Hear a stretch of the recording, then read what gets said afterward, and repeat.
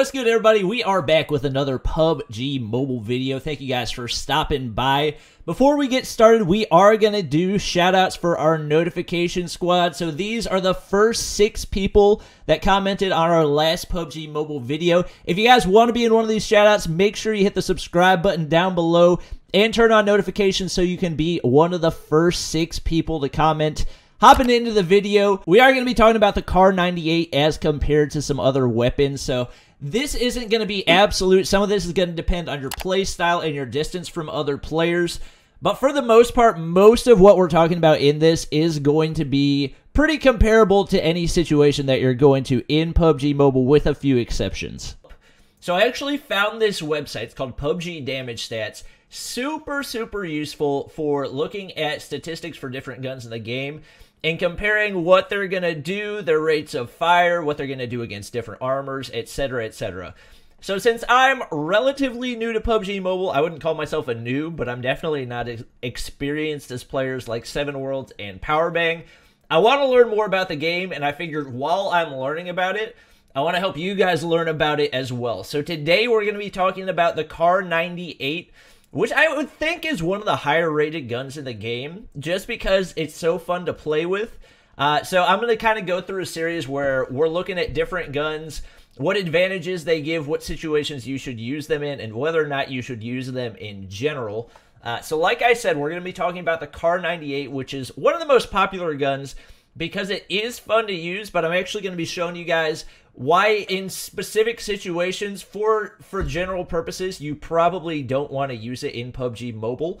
And this is going to be a little different from what you would do in PUBG because aiming mechanics are so much different and your ability to aim well is so much different in PUBG Mobile than it would be in PUBG.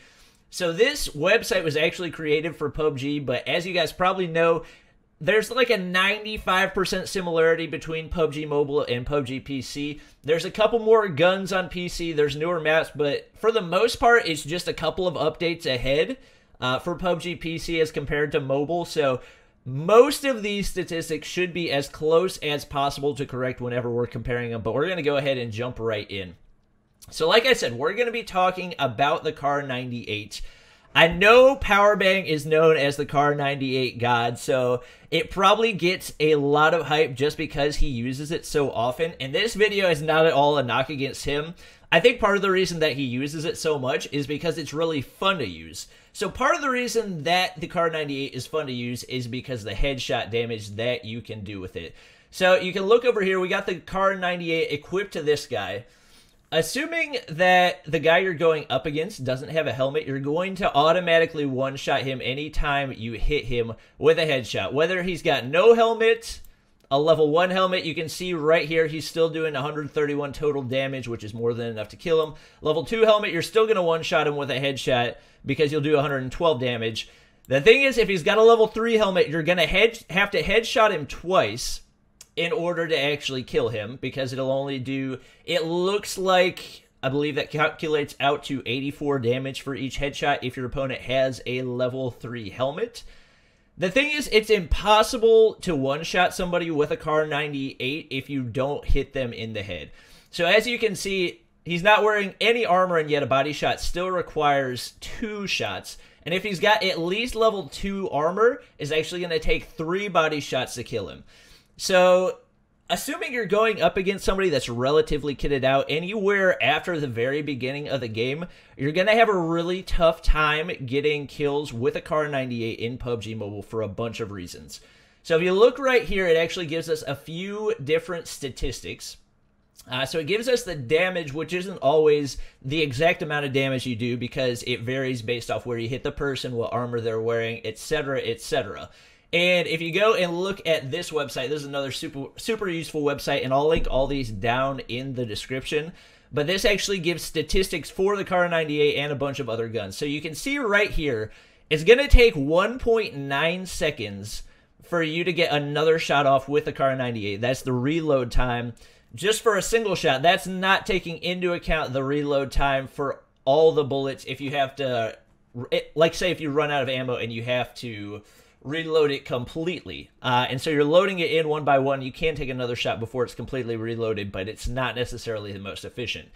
Compare that to pretty much any semi-auto sniper. We're not going to talk about the VSS because it's got such low damage and it's really bad at range. But if you look at all the other snipers, like take for example that M24 and the AUM, obviously they're going to be better because they are drop weapons, but they're also going to be significantly more difficult to get. So we might talk about those in later videos, but for the most part we're going to be comparing it to other ground weapons. So the Mini 14 and the SKS are going to be the two other snipers that you would compare it to. You look at the amount of damage they do compared to the Kar98. So neither of them does less than half the damage of the Kar98. And if you look, time between shots is 1/10 of a second for the Mini, basically 9/100ths of a second for the SKS. So the SKS can actually fire faster, and it also does more damage than the Mini 14. So just based off those statistics, I would say it's pretty obvious that the SKS is going to be one of the better snipers in the game. When you look at this statistic specifically, and you can see you can hold 10 ammo per mag with the SKS. I'm not sure what that boosts up to with the extended mag. I'm not sure if it's 15 or 20, but either way, that's a pretty significant advantage. So you can see it doesn't really do that much less damage. So 72 versus 55. We'll hop back over here. So say we throw the SKS onto this guy. Given that both people are wearing, we'll just say both people are wearing level 3 armor. So we'll throw level 3 armor on this guy as well. It's going to take him 3 body shots to take out this guy with a Kar98, which is going to take you around 6 seconds when you think about the reload time. Or 3 limb shots.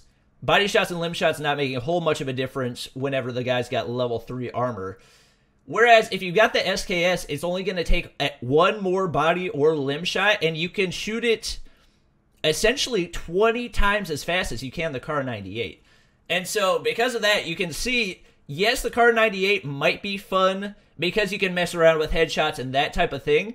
But say we throw a level 1 helmet on this guy, basically the helmet that this guy's wearing doesn't even matter with the SKS. It's a 2-shot headshot regardless. And if this guy's wearing a helmet, it's going to take, if he's wearing a level 3 helmet, it's going to take 2 shots as well.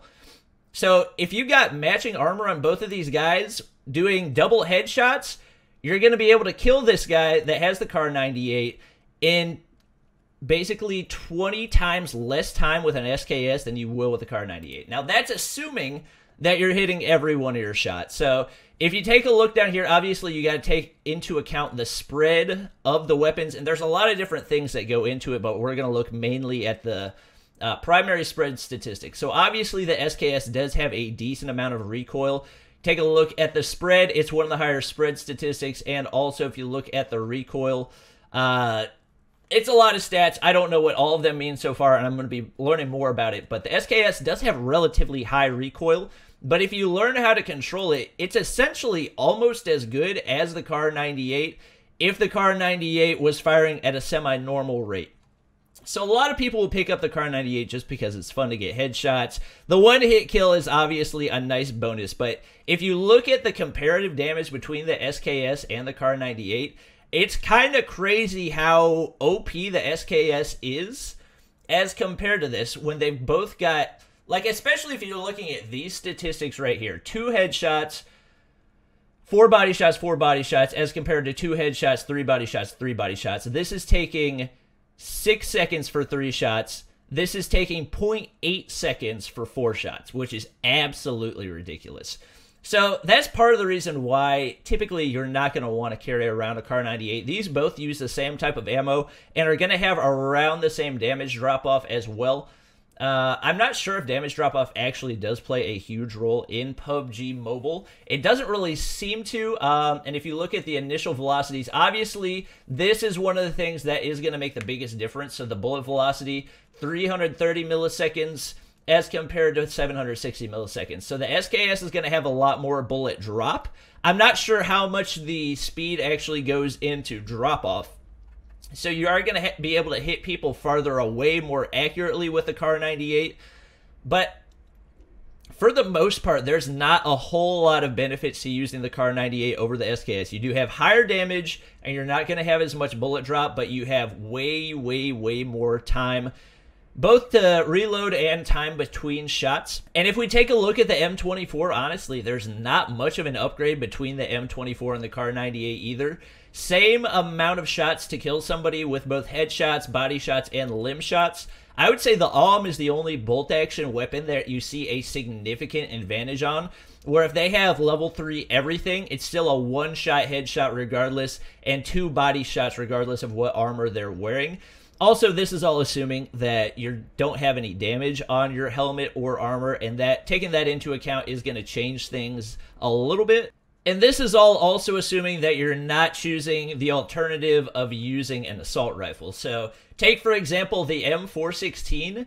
Against a level 3 helmet, you actually require the same amount of headshots to kill somebody as the Kar98, which is kind of crazy when you think about it, given how quickly you can fire the M416 and also the amount of ammo that it can hold. As you can see, it holds 30 ammo in a normal clip, 40 ammo if you have an extended mag.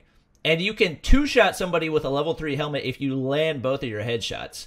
And when you think about the versatility of the M416 as compared to the Kar98, it's also super useful in close range. So if we go over to our assault rifles, you can see time between shots for the M416 is 0.86 seconds.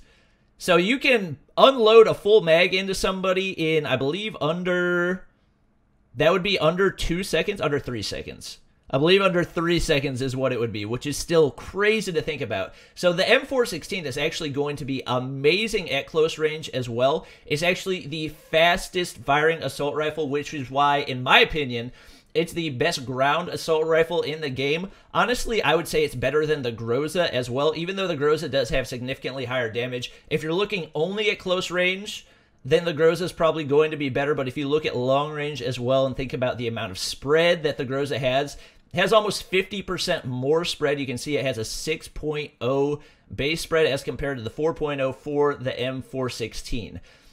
In general, the M416 is probably going to be one of your go-to weapons in just about any game because it's so versatile. Because like I said over here, against a level 3 helmet, it's still only going to take 2 headshots to kill somebody. And even against level 3 armor, if you're only hitting limb shots and body shots, you can still take them out with 6 shots. But since this video is mainly about snipers and their different alternatives, we will compare the Mini 14 real quick to the SKS.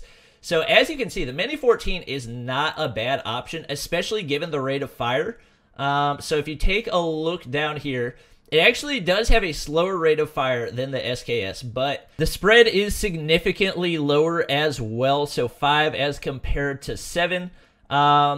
And honestly, for the deviation, it is actually slightly higher than it is for the SKS, which is why it's kind of surprising how underrated the SKS is in this game. I honestly don't really use the SKS that often, but especially looking at these statistics and how they compare to one another, I would say the SKS is one of the better sniper rifles in the game, even comparing the SKS to the AWM.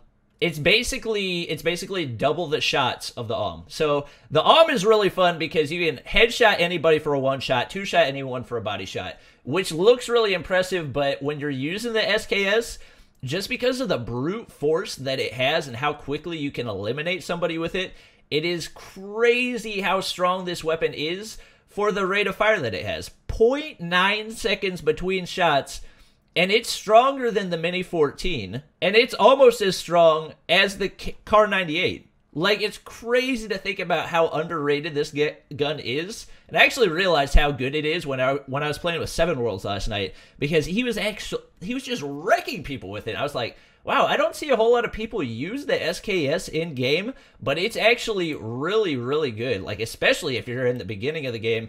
Take, for example, if we're going up against somebody with a level 1 helmet and level 1 armor, you're going to be able to, you can still only do 2 headshots to take him out, but you can do 3 body shots to take him out. I wonder if we boost that up to level 2 armor, you can still take him out with 3 body shots, which is crazy. And obviously, if he doesn't have a helmet, for most sniper rifles, you're going to do a 1-shot with him.